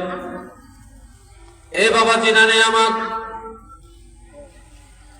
এরপরে এই আরশে আজিমের মধ্যে একটা নয়, দুইটা নয়, 90,000 কালাম করলেন। বললেন 30,000 কথা আপনি দুনিয়াতে প্রচার করবেন, মানুষকে জানাবেন। 30,000 কালাম, এটা আপনাকে এখতিয়ার দেওয়া হলো। আপনি জানাইতেও পারেন, গোপনও রাখতে পারেন। আর 30,000 কথা এটা গোপন থাকবে, এটা আমি আল্লাহ আর আপনি রাসূলের মধ্যে সীমাবদ্ধ, এটা কেউ জানতে পারবে না। একটু চিল্লিয়ে বলেন না সুবহানাল্লাহ। এটা কেউ জানতে পারবে না। এরপরে নবীজি সেখান থেকে চলে আসছেন। মুসা কালিমুল্লাহ যাওয়ার টাইমে বলছেন, হুজুর ইয়া রাসূলুল্লাহ, যাওয়ার সময় আমার সাথে একটু দেখা করে যাবেন। আইসেন নিকাহ, কাবার যান, আবার আইসে কাবার যান, আবার আইসে কাবার যান, আবার আইসে কাবার যান। এইভাবে যাইতে যাইতে 50 ওয়াক্ত নামাজের 5 ওয়াক্তে আনছে, আর 6 মাস রোজার এক মাসও আনছে। মুসা কালিমুল্লাহ কাবার যান, আর মুসা খালি শ্বাস নেয় জোরে জোরে, মারহাবা কন্যা কি নেয়, শ্বাস নেয়। তখন কয় নবী কয় আমি আর যাইতে পারতাম না, আমার কাছে শরম লাগে। আর কেমনে কমিয়াম, আর মুসাই কান্দেন কা। তো আমি যে বলছি আবার যান, এই কমানের উদ্দেশ্য বড় না, আমার উদ্দেশ্য হইলো আমি আল্লাহরে কইছি, আল্লাহ রব্বি আরিনি, আপনি আমার সাথে একটু দেখা দেন। আল্লাহ কইলাম তারানি, কখনো পারবি না। যদি দেখতে হয় ওলা কিনিমদুর ইলাল জাবাল, তুমি পাহাড়ের দিকে তাকাও, যদি ঠিক থাকতে পারো আমি আল্লাহরে দেখতে পারবা। কিন্তু পাহাড়ের দিকে নজর দিয়া মুসা বেহুশ হয়ে গেছে, ওয়াখাররা মুসা সাইকা, মুসা জ্ঞান হারা হয়ে গেছে, কিন্তু পাহাড় ধরে চারকার হয়ে গেছে আল্লাহর একটা নজরে। কিন্তু মুসা কালিমুল্লাহ আল্লাহকে দেখার সুযোগ পায় না। এই জন্য কয় আমি চাইছিলাম আল্লাহ দিদার পাইলাম না, আর আপনারা আল্লাহ দাওয়াত দিয়ে দিতেছে। তো জোরে কন্যা সুবহানাল্লাহ, আপনারা আল্লাহ দাওয়াত দিয়ে দিতে আছে, আর আমি ছায়াও পাই না। কথা বলছেন? এই সময় আপনি যে আরশে আজিমে গেছেন, আরশে আজিম থেকে আবার আসছেন, আপনি যখন আমার কাছে আসছেন, আসার সাথে সাথে আপনার থেকে আরশে আজিমের আল্লাহ পাকের একটা ঘ্রাণ পাওয়া গেছে, আল্লাহর একটা ঘ্রাণ আপনার থেকে পাওয়া গেছে। যার জন্য বলছি আবার যান, আবার আসেন, আবার যান। আপনি যতবার যাইবেন আরশে আজিমে, আবার যতবার আমার কাছে আসবেন, ততবারই আমি আরশে আজিমের ঘ্রাণ, আল্লাহর ঘ্রাণ আপনি রাসূলুল্লাহ থেকে পাওয়া যাবে। তো জোরে বলেন না আল্লাহু আকবার। হাজিরিন, নবী চলে আসছে। আল্লাহ, এই যে এই দীর্ঘদিন চলে গেল, কিন্তু রাইতের জায়গা, নদীর পানি, নদীর ঢেউ সেখানে, তারকা দিকে যেখানে, বাতাস যেখানে ওখানেই আছে, পানির ঢেউ যেখানে ওখানেই আছে। আবার দরজা নড়াচড়া করে বাইতুল্লাহ বা উম্মেহানির ঘরে নবীর ফুপি আম্মা, যার ঘরের থেকে প্রথম সূত্রপাত হয়, সেই দরজাটা এখনো নড়াচড়া করতে আছে। কিরে ঘটনা কি? কি ঘটনা কি? কারণ এই আমার নবী আরশে আজিমে চাইলে থাকতে পারতেন, আসমানে চাইলে থাকতে পারতেন, লৌহে মাহফুজে থাকতে পারতেন, কিন্তু যেখানে চাইতেন সেখানে আল্লাহ রাখতেন। কিন্তু নবী বলেন, আল্লাহ, ও আল্লাহ, ও আল্লাহ, আমার উম্মতেরা কোথায় থাকবে, কোথায় থাকবে? জমিনে। তাহলে আমার উম্মতের জমিনে এতিম করিয়া আমি আরশে আজিমে থাকতে চাই না আল্লাহ, আমি লৌহে মাহফুজে থাকতে চাই না আল্লাহ। আমার উম্মতেরা যেখানে আমিও সেখানে থাকবো, আমার উম্মতেরা যেখানে আমি উম্মতের বুকে লইয়া ওই মাটিতে আমি থাকবো, ওই জমিনে আমি থাকবো। একটু কন্যা আল্লাহু আকবার, আরো জোরে কর সুবহানাল্লাহ। এ ভাইরা আমার, আজ আমার নবী হায়াতুন নবী। জোরে বলেন, নবী কি জিন্দা না মরা? জোরে বলেন, নবী জিন্দা না মরা? আর কেন মনে করেন নবী হায়াতুন নবী? তাকবীর, নারে রিসালাত, ইসলামপুর দরবার শরীফ। আল্লাহ কবুল করেন, সবাই বলেন আমিন। আরেকটু জোরে বলেন আমিন। এ ভাইরা আমার, এই ইসলামপুর দরবার কোত্থেকে আসছে? আল্লামা সুফি ফতে আলী ওয়াইসি, তার মুরিদ হলেন আল্লামা আবু বকর সিদ্দিকী আল কুরাইশি, তার মুরিদ হলেন হযরত শাহ ইয়াসিন এবং হযরত শাহ সুফি রাহমাহুল্লাহ। এরা বলেন সেই দরবারে শাহ সুফি ফতে আলী ওয়াইসি রাহমাতুল্লাহি আলাইহি মাত্র কয়েকজন নিয়া মক্কায় হজ করতে গেলেন। মক্কায় হজ করতে গেলেন, হজ করা হয়ে গেল, উমরা হয়ে গেল। এখন মদিনায় যাবে, সঙ্গী সাথীরা বলেন, হুজুর চলেন। কয় আমি যাব না। বলে আমি যাব না কেন? কয় আমি মক্কা শরীফ আসছি, এটা আল্লাহর বাড়ি, আল্লাহর দাওয়াতে আসছি। আর মদিনা শরীফ এটা নবীর দেশ, নবীর বাড়ি। নবী তো দাওয়াত এখনো দেয় না, দাওয়াত না দিলে তো বিনা দাওয়াতে যাইতে পারি না। একটু সুবহানাল্লাহ কর না রে ভাই, বিনা দাওয়াতে তো যাইতে পারি না। এই কথা বলে তিনি একটু তন্দ্রায় গিয়েছিলেন আল্লামা সুফি ফতে আলী ওয়াইসি রাহমাতুল্লাহি আলাইহি। তখন ঘুম থেকে উঠে হঠাৎ করে বললেন, চলো চলো চলো, আমরা মদিনায় যাব, চলো। তো হুজুর আপনারা বললেন দাওয়াত পান না। তিনি কেঁদে কেঁদে বলেন, আমি যখন একটু ঘুমের ঘরে একটু তন্দ্রা এসেছিল, আমি হঠাৎ নজর করে দেখতে পাই রহমাতুল লিল আলামিন হায়াতুন নবীজি আমি সুফি ফতে আলীর সামনে দাঁড়িয়ে দাঁড়িয়ে বলতেছে, এরে ফতে আলী আয়, আমি রহমাতুল লিল আলামিন তোমার জন্য মদিনার দরজা খুলে রেখেছি, মদিনার দরজা খুলে রাখছি, আয়। এই জন্য অনুমতি হয়ে গেছে, চলে গেলেন। সুফি ফতে আলী ওয়াইসি রাহমাতুল্লাহ আলাইহি রওজা পাকের কাছে যে সালাম দিলেন, সালামের জবাব আল্লাহর হাবিব জি দিবেন, নিজ কানে শুনলেন। নিজ কানে শুনে রওজার কাছে দাঁড়িয়ে দাঁড়িয়ে বলতেছেন যে ইয়া রাসূলুল্লাহ, ইয়া হাবিবাল্লাহ, আমাকে অনুমতি দেন, আমাকে অনুমতি দেন, আমার বাকি জীবনটা আমি মদিনা মুনাওয়ারায় কাটাই, মদিনায় কাটাই। ও রওজা পাক থেকে জবাব আসছে, এ সুফি ফতে আলী ওয়াইসি, চলে যাও তুমি ভারতবর্ষে। তখনই বাংলা ভারতকে বলা হইতো ভারতবর্ষ। এই ভারতবর্ষে যাও, এলমে শরীয়ত, এলমে তরিকত, এলমে মারিফত মানুষকে শিক্ষা দাও। আমি তো আপনাকে পাবো না। কয় যাও, তুমি আমাকে দৈনিক একবার দিয়া, বছরে একবার দেখবা। কয় আর বাকি সময় আমি কার দিকে চাবো? কয় যাও, তুমি মাসে একবার দেখবা। কয় বাকি সময় কার দিকে তাকাবো? কয় যাও, তুমি সপ্তাহে একদিন আমাকে দেখবা। কয় বাকি সময়? কয় যাও, তুমি দৈনিক একবার দেখবা। কয় যাও, বলে আমি কার দিকে তাকাবো বাকি সময়? কয় যাও, আমি ঘন্টায় একবার দেখা দিব। কয় বাকি সময়? কয় সুফি ফতে আলী ওয়াইসি, তুমি চিন্তা করো না, আমি যা বলছি এলমে তরিকতের সবক মানুষকে দাও, এলমে শরীয়তের শিক্ষা দাও, এলমে মারিফতের শিক্ষা দাও। আর যখনই আমি রাসূলুল্লাহর কথা তুমি স্মরণ করবে, স্মরণ করবে, স্মরণ করবে, সাথে সাথে আমি রাসূলুল্লাহকে তোমার সামনে তুমি দেখবে। আল্লাহ কবুল করেন, সবাই কোন আমিন।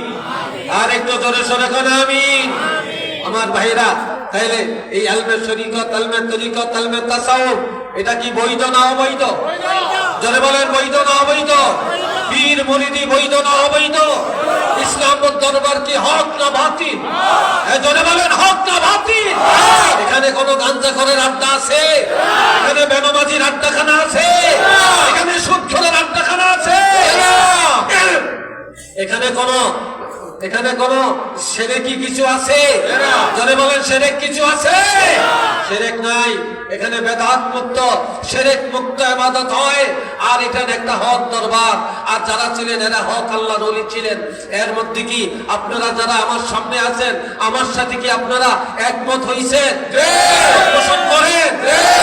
হাত তুলে আমার আল্লাহকে দেখায়। তাকবীর!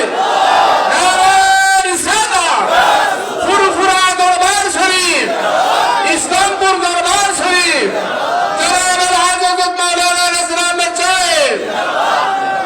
আল্লাহ কবুল করেন। সবাই বলেন আমিন।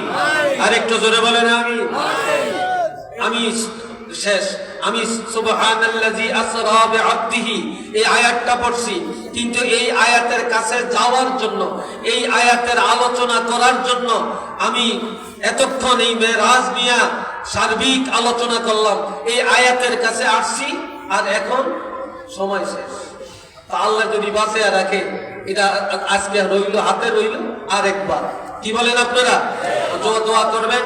নামাজের সময় আজান হবে, নামাজ হবে, নামাজের পরে আলোচনা হবে। রাত ওলামায়ে কেরাম আলোচনা করবেন।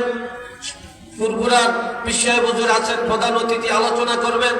আমাদের সম্মানিত সভাপতি সাহেব আছেন, আলোচনা করবেন। আপনারা শেষ আখিরি মুনাজাত দিয়ে যাবেন, আখিরি মুনাজাত দিয়ে যাবেন। আর এই দরবারের দাওয়াত আপনাদেরকে দিলাম। এইবার একটা কথা বলেন, এই এখানে অনেক কাছের মানুষ আছেন, অনেক দূরের মানুষ আছেন। আগামী বছর আল্লাহ যদি বাঁচিয়ে রাখে, বলেন আল্লাহ যদি বাঁচিয়ে রাখে, আপনি যে যেখান থেকে আসছেন আপনার সাথে করে আপনার এলাকা আরো 10 জনকে ইসলামপুর দরবারে আনবেন। এই কথা একমত আছেন? করে বলেন আছেন? পারবেন? আল্লাহ কবুল করুক। সবাই বলেন আমিন। ওয়া মা আলাইনা ইল্লাল বালাগ। আসসালামু আলাইকুম ওয়া রাহমাতুল্লাহ।